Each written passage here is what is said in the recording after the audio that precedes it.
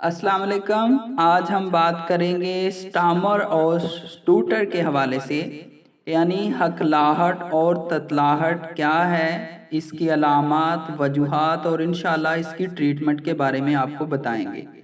ज़ुबान में लुकनत या हकलाहट एक ऐसा मर्ज़ है जिससे हम आम तौर पर वाकिफ़ हैं।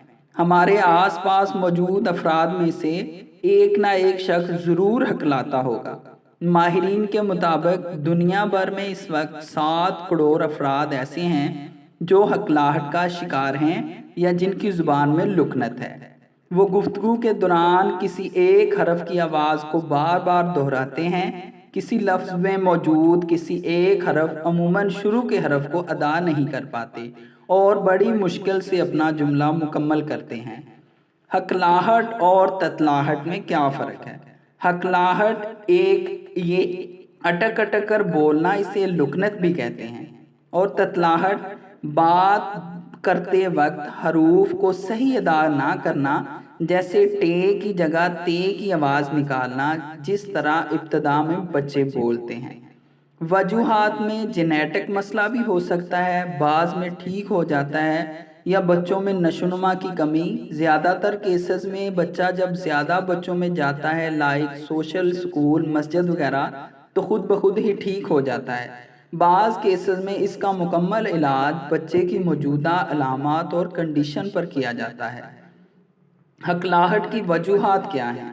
माहिरीन इस बात की मुख्तलिफ वजूहात बताते हैं। इनके मुताबिक ये मर्ज़ पैदाइशी भी हो सकता है, नफ्सियाती मसाइल के बायस मखसूस अलामात में भी सामने आ सकता है। बाज़ अफराद किसी परेशान कुन सूरत हाल में भी हकलाहट का शिकार हो जाते हैं।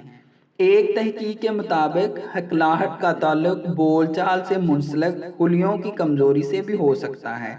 हकलाहट की एक और वजह बच्चों की नशोनुमा में ताख़ीर भी हो सकती है। ये मसला लड़कियों की निस्बत लड़कों में 4 गुना ज़्यादा होता है।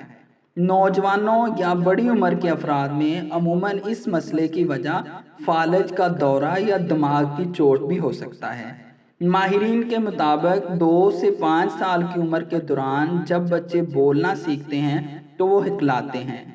98% बच्चे नॉर्मल तरीके से बोलने लगते हैं, लेकिन 2% बच्चों की को हकलाहट मुस्तकिल हो जाती है और बाकायदा मर्ज़ की शक्ल इख्तियार कर लेती है।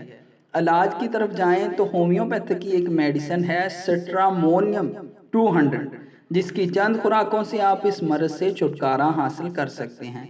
मज़ीद अपने करीबी किसी होम्योपैथिक से रुजू करें और इससे छुटकारा हासिल करें। उम्मीद है कि आपको ये वीडियो पसंद आई होगी। वीडियो पसंद आई है तो लाइक और शेयर और कमेंट और सब्सक्राइब करना ना भूलिएगा। अल्लाह हाफिज़।